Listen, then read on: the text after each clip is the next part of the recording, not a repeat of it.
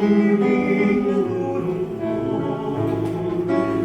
Di ba ang mundo ngayon'y pulong-pulong? Dapat gawin, pagtulungan mo. Pagtulungan mo. Ikaw ang tunay na kaibigan.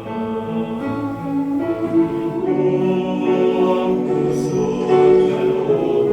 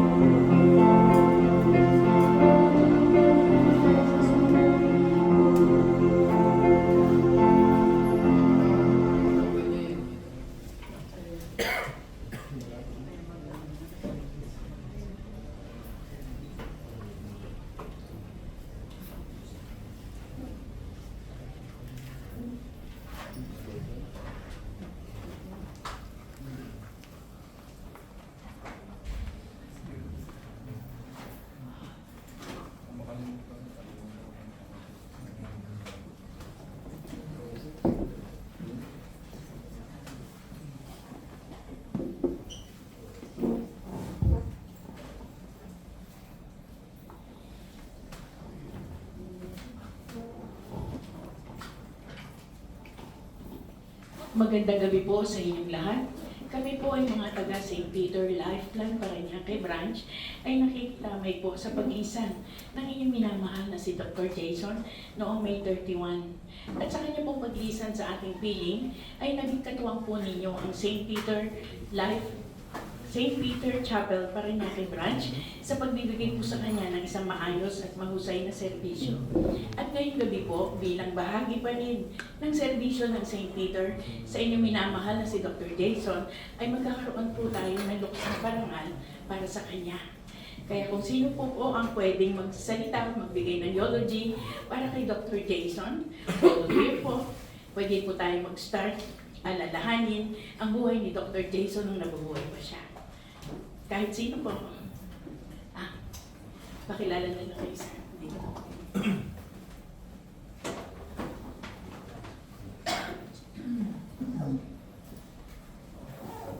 Hello.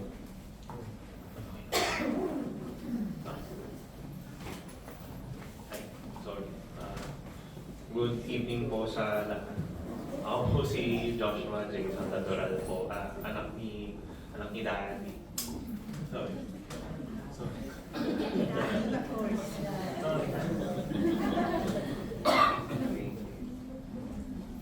Kung panaginip man to, pakigising na ako kasi mahigit isang taon na itong panaginip na to. A physician, colleague, friend, brother, son, father, uncle, partner, papi, ating Jason. Whatever relation we may have with him, we are sure of the impact he had made in our lives. Despite how easygoing he may be to all of us, his life was never deprived of hurdles. From being a frail seminarian to fighting cancer at an early age and suffering from a heart attack. Conflicts against what he believes is right versus those who say otherwise barely scratch the surface of the battles he faced. As they say, laughter is the best medicine. Stories from Nanay, Mami Jean, and Tamin would recount of his pranks and jokes despite the busy workload of being a college and a medical student at the time. From bike rides in the street to the usual sibling banter, I had come to the conclusion that each day during that time was never quiet. Growing up, Sundays as a child would always be something to look forward to. From pizza orders at home to going to the mall for last-minute trips for school supplies. My decision to pursue almost the exact same path was partly because of him. Each step of the way was always filled with his support and guidance. He may not have been to every recognition day, nor every graduation, but he would always assure me of his love and his pride. It was only during my first year of college, upon learning that I also had cancer, when I was formally introduced to his partner of 6 years at the time. 6 years na ba? 6 years na eh. 6 years ka na, no 2015. Nung nagkita tayo. 6 years na yun. Over pizza at one of our usual dinner spots. It was nice to see him be with someone that loves him as much as my dad is capable of loving, and to be introduced as well to a family that loves him as their own son, the same way his nanay and his siblings love him as well. With his busy schedule, celebrations with him were few and far between. But when he does arrive, they would always be filled with laughter, whether it may be at him or with him. You'll be certain that he can lighten up the mood, regardless of the situation. Sound systems would always be set up on the new year, and the videoke, set up just a few hours prior, would already be lined up with songs on cue with hits by Martin Rivera, Michael Bublé, and the like. I would always hear stories of patients that would be waiting in line just to seek a consult, already with a mental list of questions to their illness, to which a diagnosis has not yet been clinched. He might have already been there, steadily working his way in his mind of the best possible answer in order to provide the best possible management. Most, if not all of them, has found an answer in the form of a 50-something-year-old man by the name of Jason Dadoran. The heavens have gained a wonderful soul at the expense of the world's loss of a great person. The contributions he has made in this lifetime are sure to be immeasurable, commensurate to that of a hero, a saint even.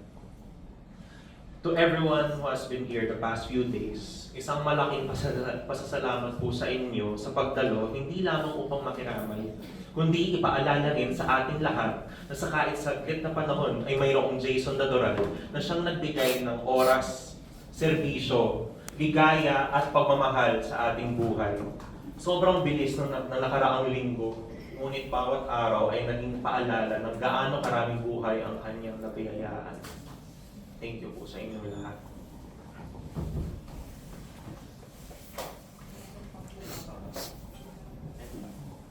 Wala kasi nabigay na isa. Kung sino po ang gusto mag-volunteer po ng alaala ni Dr. Jason, pwede po pumunta sa harapan. And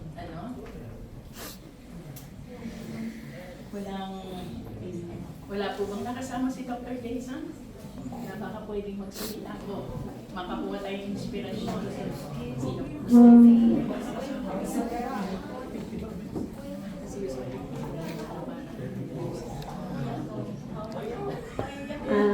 Good evening po. First cousin po ako ni Doc J. Yung mother ko po, tsaka yung father niya ay magkapatid. Kami po yung taga-Sambales na hindi ko lang paano ko i-start yung ko dahil isa po ako sa nagulat sa nangyari sa adik ko.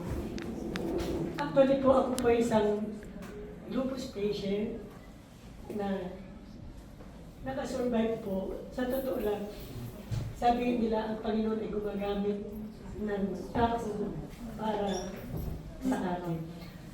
So to make it short po, 2017 diagnosed po ako ng lupus.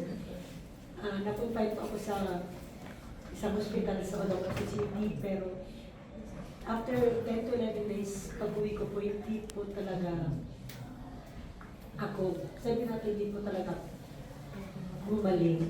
Yung pong sister ko, yung kinokontak niya pala si auntie na sinasabi niya na may sakit ako. At yun po, siyempre si auntie, sinabi na po niya lahat ng kay Jay. At automatic po, si Jay po, sumagot na idala po ako sa Perpetual Las Piñas. Doon na po nagsimula yung battle ko na talagang si Dr. Jay po ang ginamit ng Panginoon para mabuhay ako. Malaking utang na loob po ng pamilya namin ang ginawa ni Dr. Jay sa akin. Hindi po nila ako pinauwi, hindi nila kami pinauwi hanggang hindi siya nakontento na gumaling po ako. After that po,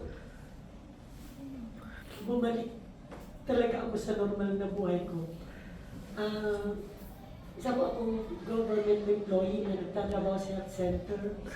Nawala po yung confidence ko na may maniniwala pa ba sa akin dahil nagkasakit ako, hindi ko na inang sarili ko. Pero binalik po ni Dr. G yung confidence po na yun sa buhay ko. Napakalaki po ng utang na loob ng pamilya namin sa kanila. Lalong-lalo na kay Dr. J. Nung malaman ko po yung paraan ng pagkawala ng adik ko na tungkol po ako dahil sa dami po ng mga nabigyan niya ng kalinga ng tamang pagdudoktor. Parang naisip ko na nilabanan po niya na sana mabuhay ko siya na mag-isa lang po siya. Pero through our prayers po, alam ko nasa tamang kamay na po si Dr. Jason po. Sabi nga po din kanina ni Dr. Joshua, si Maneris na siya, parang magpapari siya. Alam din po namin yan na talagang yun. Pero ngayon, nandun na siya. Mukhang doon na matutupad yung pangarap niya. At lahat po tayo, alam ko, gagabayan niya. Parang iisip ko paano ako, pero yan, nandiyan na siya. Lahat naman po tayo ay sa palagay ko dyan ng pagtutunguhan. Lahat po tayo ang may katapusan dahil po tayo ay mortal. So, maraming salamat, Dr. J. Amin team again. We love you very much. Thank you. Maraming salamat po. Meron po ba?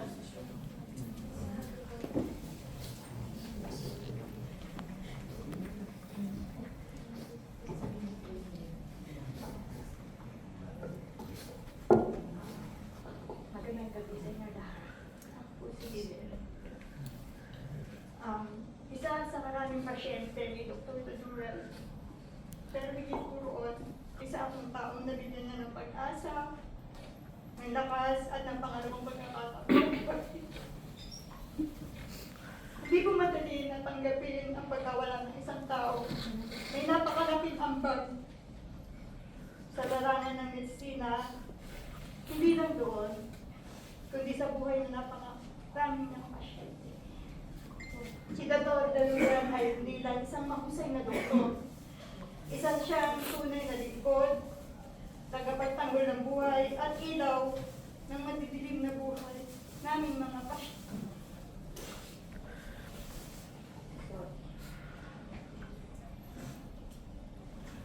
Sinulat ko na. Bilang pasyente niya, naranasan ko kung gaano siya kahinahon, kamaunawain, at kaalaga. Hindi lang siya nagagamot ng katawan, ginamot rin niya yung kalooban kong nahihirapan ng natatakot kasi sobrang devastating na malaman ng isa kang lupus patient na anytime pwede nang mamatay. Sa bawat konsultasyon, mararamdaman mong hindi lang ako isang pasyente na nakapila o isang numero o nakafile na pangalan niya, kundi isa akong taong pasyente niya, pinapahalagahan niya. Hindi ko malilimutan si Doc. He has a very genuine, humorous personality. Alam na, meron ka nararamdaman sakit, pero hindi mo yun nararamdaman kasi nandun siya. Magpapatawa siya sa'yo. Papagaanin niya yung nararamdaman mo. Aaminin ko, isa ako sa, hindi siguro, pero siguro, isa ako sa pinakamatigas na ulo ng pasyente, ni Dr. Duran. Every week kami nagla-laboratories. Kasi nga po, matigas ang ulo. Kapag may nakita siya hindi na naman magandang resulta ng laboratories namin, sasabihin niya sa akin, di ba sinabi ko sa'yo, huwag mong kakainin ko ano yung nasa animal kingdom. Dok naman, kakain na lang po ako. Mag-iisip pa ba ako ng animal kingdom? Pero dahil lahat niya pinapagaan niya. Sige, ganito yung sakit ko. Pero paano siya naging magaling na doktor? Kasi hindi niya ako kinulong sa sakit ko. Pinabayaan niya ako mabuhay sa buhay na gusto ko. Sige, gusto mo manood ng concert, Doc? Manood ako ng concert ni Bruce. Pwede ba? Sige, gusto mo eh. Pero, babalik ka sa akin bago mag-concert 2 weeks before prior ng concert kasi mag-IV tayo. Protection mo. Pinayagan niya ako.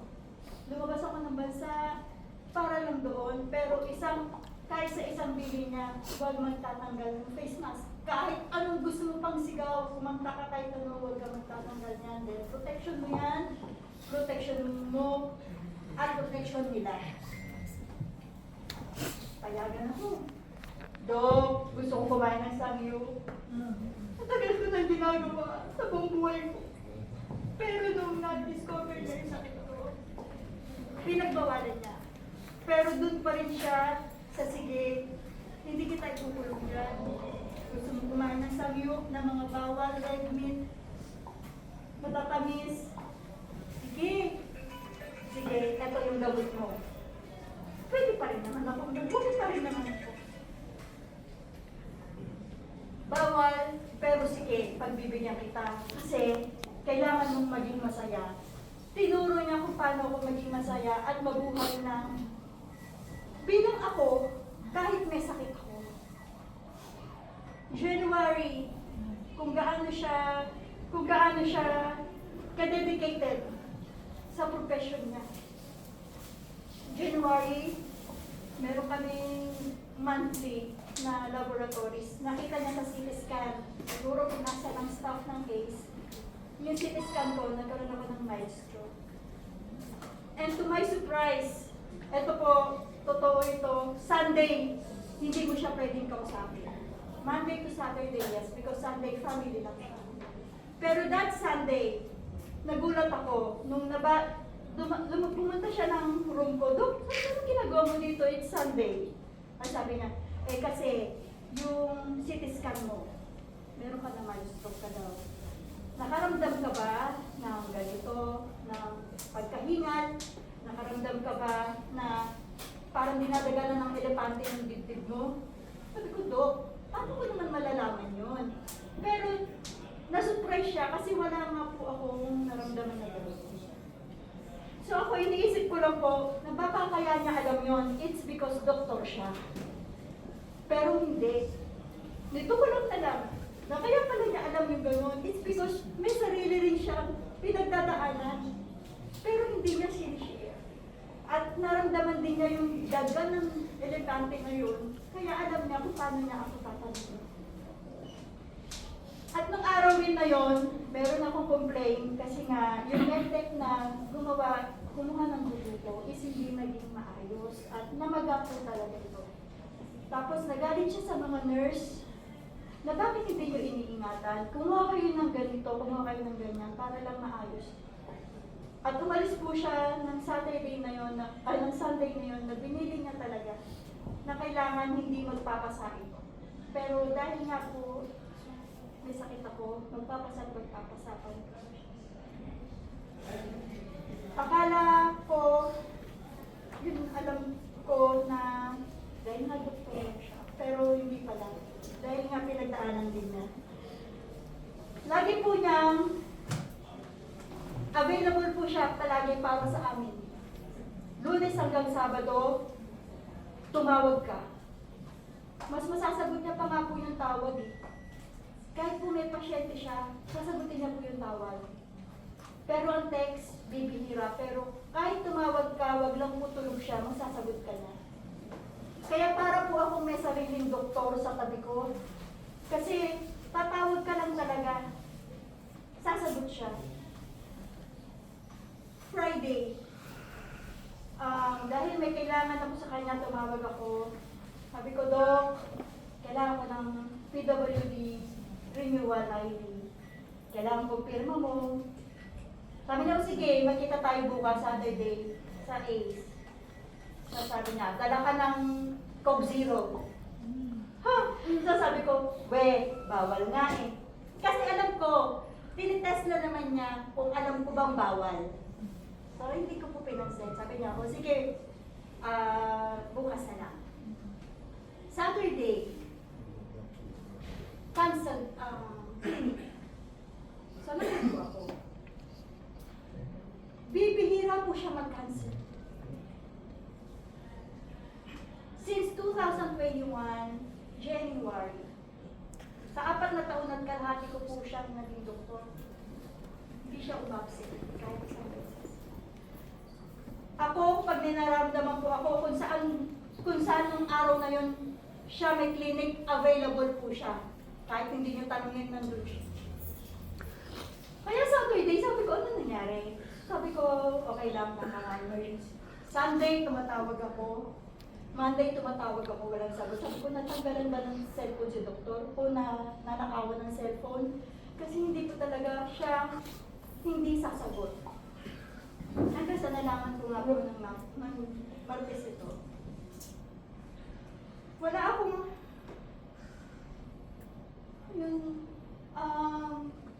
isang tanong na lang is, paano kami? Paano kami na umasa kay Doc? Kasi hindi lang ako. Marami kong kaklase sa Perpetual, sa ACE, na talagang napagaling po ni Dr. Dadural. Ang buhay ni Dr. Dadural ay isang buhay na tunay na may saysay. Kung ako, ako magsasabi, ito ako yung mag-ito. At isang salita lang yun na naging makabuluhan yung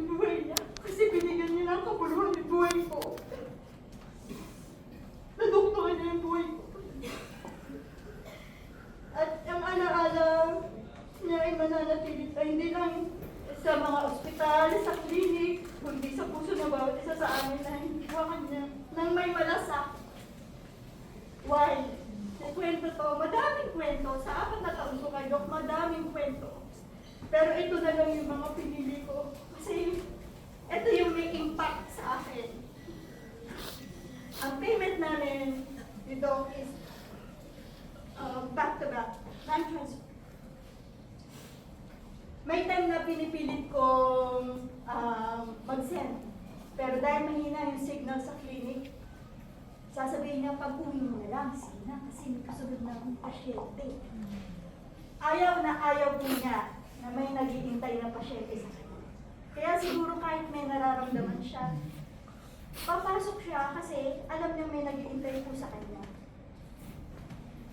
And one time, kasi dikit-dikit po kami mga naka-IV niyan, mga classmate kami. One time, hindi ko naman po sa sinasadyang pagkakataon narinig ko. Sabi ni mother, anak, pumayag si Doc na huwag muna tayong magbayad ngayon. Bili na lang daw muna tayo ng gamot. Hindi ito nangyari sa akin kasi ako may MaxiCare at pinagdaan ko yung mga gamot, may pamilyang tutulong sa akin. Pero kung ang pagkakataon na to, dadating sa akin, na mawawalan ako ng pambayad kay Doc. Alam ko na gagamutin niya ako kahit wala akong pambayad o utang muna Doc. Basta bumili ko ng gamot. And that, yun na narinig ko yun. Ang laki na epekto dun sa pagkatao ko na sabi ko, nasa tamang doktor pala ako.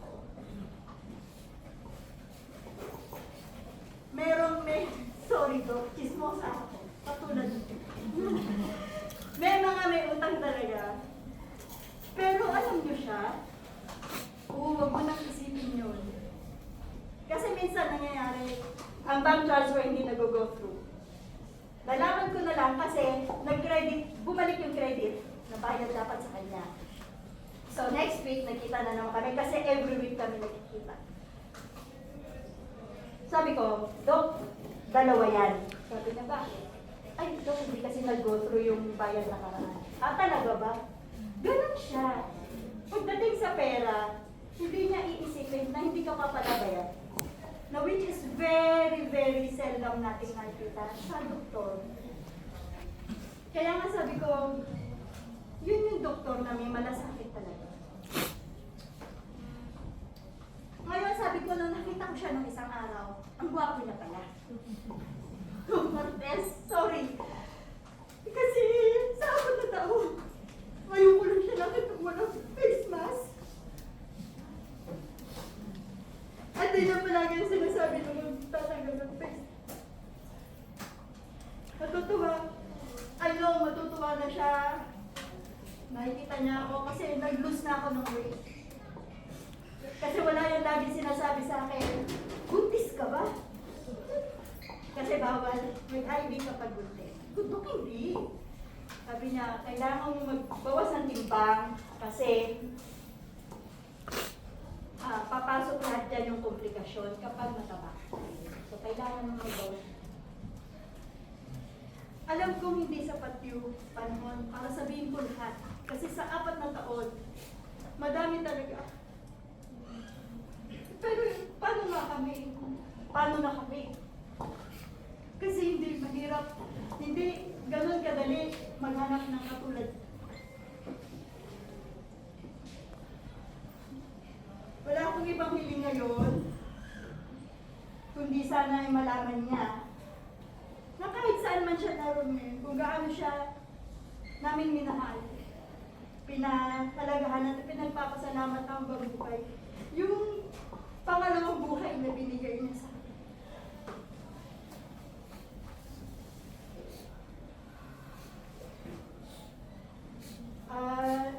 Salamat. Dami ko pang gusto sabihin. Alam mo, hindi ko talaga. Pero sa amin na lahat na lang ng pasyente mo, alam mo yan.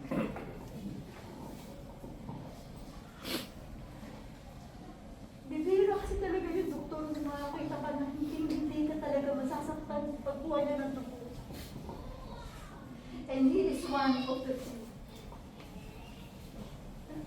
magkasakit, may humor, may konting chismis.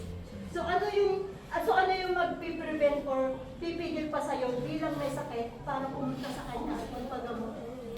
Di ba? Kasi uuwi kang masaya.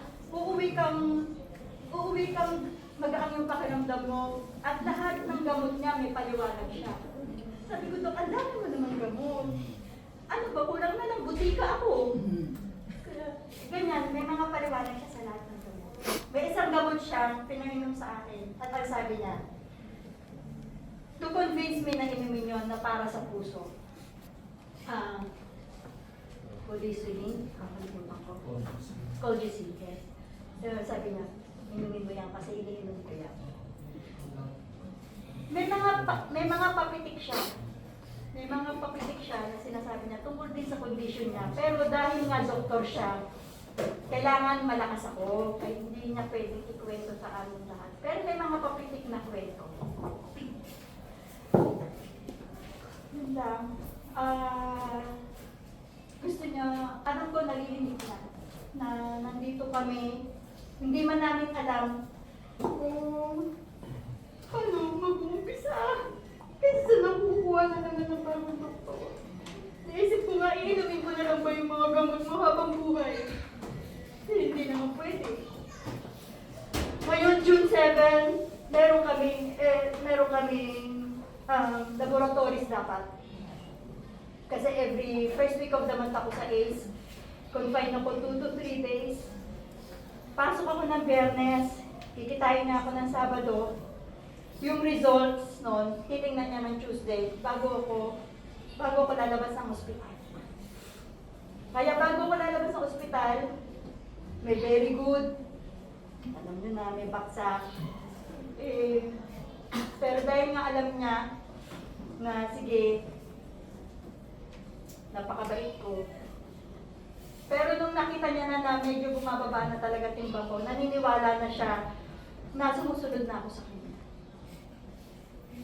Na sana nasabi ko habang buhay siya. Yun lang yung regret ko. Dok, sinusunod naman kita. Kaya lang, may mga tukso kasi. Alam niyo yun.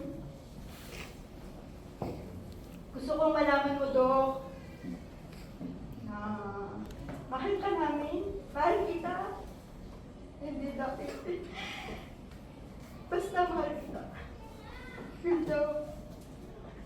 At huwag mo kami pabayaan nandito, huwag mo na kami alalahanin.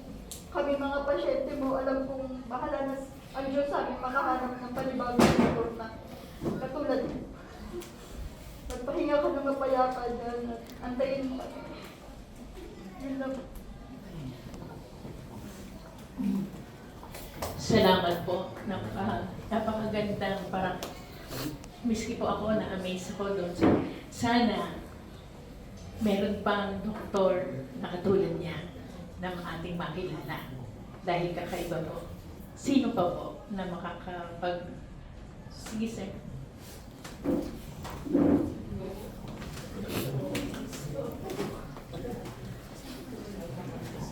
Magandang gabi po. Actually, hindi po ako umaharap sa tao.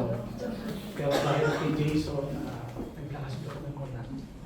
Anyway, doon tayo sa lighter part ni Jason. 1985 or 86, nag-join siya sa choir. High school pa siya. So from ang service kasi namin is 9 o'clock in the morning sa St. Andrew Church, ISP Cathedral. So 9 o'clock after the Mass, nag-service kami ni Jason, partner kami. Siya sa organ, ako taga-kanta. Saan yun? Sa Combi.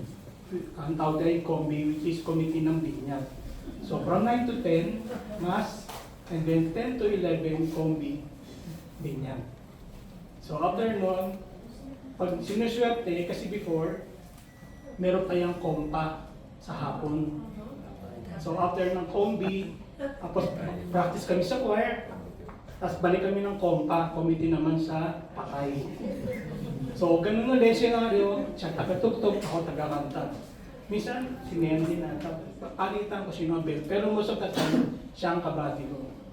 So pag Saturday naman, tinatawagan din ako kasi meron lang kami COMCA, committee sa kasal. So ganun na aking senaryo. So sabi ko, si Jason bata pa lang, that time kasi high school siya, so sabihin, yung servisyo na sa kanya. That time ako parang college na rin ata ako that time na nag-join ako sa choir. So sabi ko, yung dedication ni Jason is andun talaga sa paglilingkod sa Diyos. Kung di nalalaman, siya po ang Martin Nimera ng choir po kami. Napakagaling po ng boses niya. Bariton po siya, so pag may mga mini concert kami, nangingibago po siya. Siya rin nagtuturo sa amin. Ano pa ba mga moments ko with Jason? Kasi alam ko, pasensya na edit ha. Nung nagka-problema siya, actually, hindi man problema eh. Nung nagtanan sila, sa amin po siya nakitulog. Hindi po nang gabi po nila. Hindi ko alam kung doon nabuo si Joshua, doon hindi ko alam. Parang hindi pa. Anyway, ngayon, after noon, naging busy na siya kasi sa medicine ang niya, ang course niya. So nawala na kami yung communication with Jason. So, pero pag meron kami anniversary, pumupunta siya. Pero lately, nalaman ko na, kasi that time nag-aaral siya, ang hirap nun sa medicine. So nalaman ko lang lately na ano ang tiniis na yung mga paghihirap niya para lang maipunda yung pag-aaral niya. Nalaman ko na minsan gumigimik siya, tumarakit, tumutugtog daw siya sa kumakanta sa mga kasal, gano'n. Which is, minsan yung organ na nakasabit dito, and then may microphone siyang hawak. So, imagine gano'n ang servisyo niya. Nagtitinda rin daw siya ng mga kamaypay that time.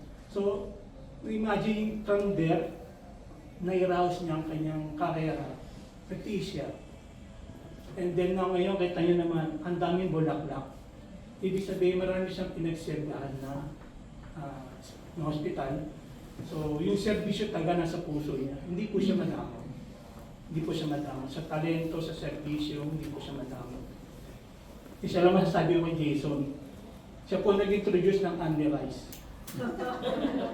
Kasi pag kumain po siya sa choir, kulang po ang 2 platong kanin. So, totoo po yan. Kasi po kumain ng kanin at nakakaubos po siya ng at least 2 litrong tubig. Isang labukan, minsan naubos siya. May bukas pa rin. Sorry. So Jason, siguro magpahinga ka na, alam ko matagal din ang pinagod mo. Alam ko din masaya ka. Andiyan naman si Edith saka si Joshua. Pahinga na tayo. Pahinga ka na tayo. Sige, salamat. Ang galing ng lighter side na po. Sana yung mga may kabataan pa ba na masundan po natin. Lalo na yung ginawa ni Dr. Jason. Nagtignan, nag-racket. Isipin ninyo, umabot sa ganitong nakatapos siya ng pag-aaral. Ano po, kung sana mayroong makapag-inspirasyon po ng kabataan na narito ang ginawa ni Dr. Jason. Meron pa po ba para mas lalo tayo may malaman?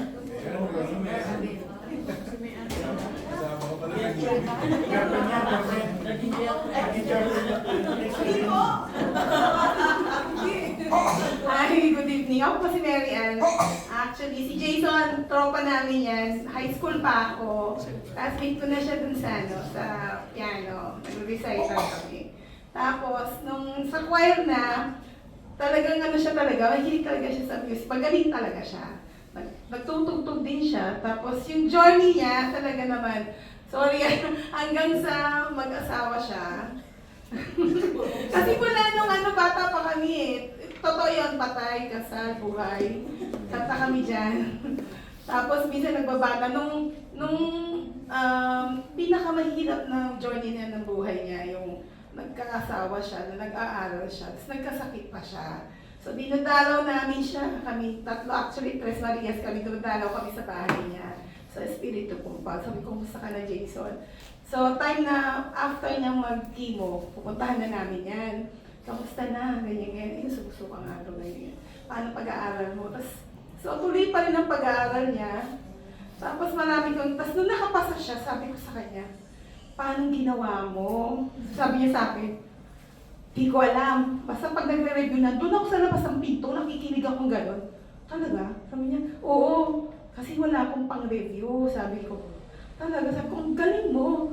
Kasi, ano ka na sa pinto, nakikinig ka lang eh. Nasa labas siya ng room, kinukwento niya yun. Sabi ko, talaga, ang galing-galing mo naman. Kasi imagine mo, hindi ka talaga nag-enroll, nakikinig ka lang at basa, nag-self-study siya. Pinapakita ko yung libro, pinapa-photocopy niya yun kasi wala daw siyang pambili. Imagine noon, di ba, photocopy, kasi ang mahal ng libro. So, pina-photocopy niya, yun yung mga buhay niya nung nag-aaral siya, tapos nagkasakit pa siya. So, nandun lang kami lagi sa kanya hanggang sa nagkaroon sila ng problema. So, yung buhay talaga nila, na yung dalawang mag-asawa, nasundan namin hanggang sa umalis na nga. Tapos, nagkaanak siya, si Joshua. Tapos, maliit ka pa nun eh. Tapos, maliit ka pa nun, 3 years old ka pa lang. Oo, dala-dala ka pa nun isa sa simbahan. Nagsiserve siya. So hanggang sa, naging doktor na siya. Minsan sabi ko sa kanya, Jason, sali tayo.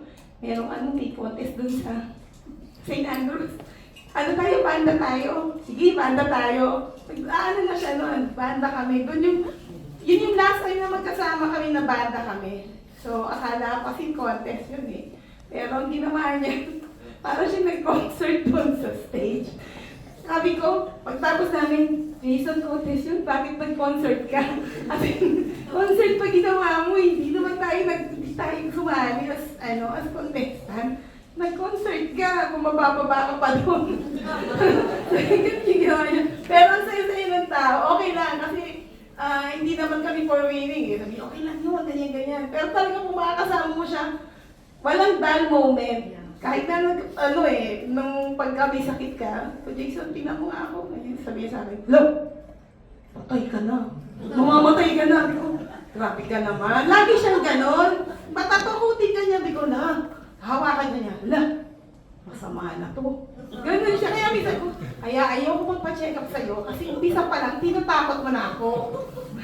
Tapos sa family ko, close din siya. So pag pumupunta siya sa family, sa bahay, tawa ng tawa sa kanya kasi wala siyang ginawa kundi magpatawa. Yung nanay at tatay ko tontuwa sa kanya, pag pumupunta doon, bibiti niya nanay ko, yung tatay ko. Kasi ang tatay ko nung na-hospital sa Perpetual, siya yung tumingin. Sabi ko noon, a night before, sabi ko, Jason, uwi na ako. Wala ka na sa tatay ko ah. So nung umaga, dumating ako, nire-revive. Sabi niya sa akin, yung tatay mo ayaw matulog. Sabi niya, yung gabi, anong nangyari? Sabi niya, ayaw niya nang matulog. Sabi ko, matulog siya, pero ayaw niyang matulog. Tapos nga, yun na diretso, nag-cardiac arrest na siya. Nadadatnan ko na nire-revive na yung tatay ko, pero sabi nga ni Jason, wala na talaga, kasi bumigay na lahat. So, tapos nun, yung nanay ko, pag may time siya, pumupunta siya sa bahay. Okay. Tapos nung doktor na siya sa Fidel Mundo, one time, in-invite niya ako, kasama ka ba nun? Sabi, merong event. So, hindi ko na maalala kung ano yung event. Hindi ko nga alam kung ikaw yung nakita ko nun eh. Ikaw, kasi may lumapit sa kanya, sabi ko, uy, Jason, sino ba yun? Sabi niya, ay, wala yun. Ati nga, sino ba yun? Uy, meron ka ng bago. Sabi ko, kinulong ko siya. Hindi ko alam kung kasi long time ayaw niya sabihin, uy, meron ka na, okay lang yan. Sabi ko, be happy. Tapos, nung last time na nagkita kami actually, so marami pang nung naging doktor na kasi siya, busy na siya. So, hindi na masyadong, wala na din siya pumunta sa choir, wala na kami masyadong communication. Nung pandemic time, matay nanay ko, nagkasakit ako after matay nanay ko. So, I need to undergo operation. So, it's pandemic, walang magpirma ng clearance ko. Hindi ako ma-operahan. Kailangan ko na mag-opera. Ngayon, wala akong choice kasi walang FBC Jason eh. Wala siya. So, naganap ako, hinahanap ko pangalan, nakita ko pangalan ng anak niya. Sabi ko, siguro ito yung anak niya. So, kinontak ko siya. You remember, di ba, ng message ako, are you the son of Doc Jason? Ayun. Sabi ko, hindi, tinignan ko yung picture. Sabi ko, are you the son of Doc J? Sabi, sumagot naman siya. Yes, kasi I need your dad. Sabi ko, where is she? Sabi niya, tapos yun na, sabi niya, di ba, sa... Oo. Tapos nalaman ko, nandito pala siya sa premiere. So, nung nasa premiere, pinuntahan ko talaga siya sa premiere kasi kailangan ko talagang mapa-opera dahil in pain na ako. So, pinuntahan ko siya. Yun yung last time na nagkita kami. So, puro kalokohan pa rin siya, tawa-tawa siya. Oy, sabi niya gano'n, sige, pipirma ko na to. Okay ka, pirma. Pinirma niya agad. Oy, magkano bayad ko? Sabi niya, huwag mo na akong bayaran. Sabi ko, hindi, pamilihan lang. Hindi, ayoko. Ayaw niya talagang tanggapin. So, nung paglabas ko, sabi ko sa sekretary niya, bili mo ng merienda. Nagagaling siya sa akin. Sabi ko, hindi, okay lang yan. Parang may pamilihan naman nakakaya kasi mahal magpapirma ng yun yung last time na nakita ko siya. Pero, very jolly pa rin siya kasi panikalokohan pa rin nung habang nandun ako, ang dami-dami pa rin niyang kwento. Kaya Jason, alam kong masaya ka na. So, marami kang natulungang tao, marami kang napagaling. Kasama na rin yung tatay ko, nalagaan mo, nakasama mo yung tatay ko bago mamatay. So, rest in peace. Alam kong tumutugtog ka na dyan sa taas at kumakanta na. And, ayoko naman sabihin serious kasi ayoko pa. Okay? Just rest in peace. Siguro, balang araw, makikita pa rin naman tayo. Okay? Huwag mo nang alalahanin kasi kasama naman yung anak mo. Just pray for us na sana maging maayos ang lahat. Okay? So, since doktor ka na, sana kunin mo lahat ng mga sakit namin at humaba pang buhay namin. Okay? Yun lang po. God bless you and may you rest in peace. Salamat po. Napakaganda. Sana ang huling hiling, sana meron kang hipuing mga doktor na maging katulad mo. Di po ba? Kasi kakaiba po siya talaga.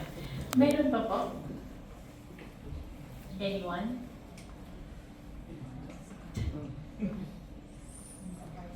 Okay, sige po. Ngayon sa bahaging ito, magkakaroon po tayo ng flower offering na. Kasi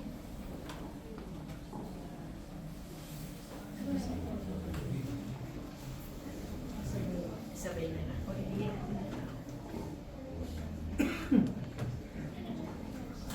Magbibigay po kami ng flower para sa huling pamamaalam ni Dr. Jason. Ano po yung nasa puso at isip ninyo? Bibigyan po namin kayo ng time para sabihin ito sa huling pamamaalam, huling sulyap. Huling sulyap kay Dr. Jason. Pasalamat, pagmamahal, at paghingi ng gabay na hipuin niya ang lahat ng doktor na maging katulad niya. Sige po, kuha na lang po kayo rito, yung mga guest, tapos ilagay niyo po sa ibabaw ng casket. Bali, offer niyo po sa kanya after niyo bumulong. Salamat po.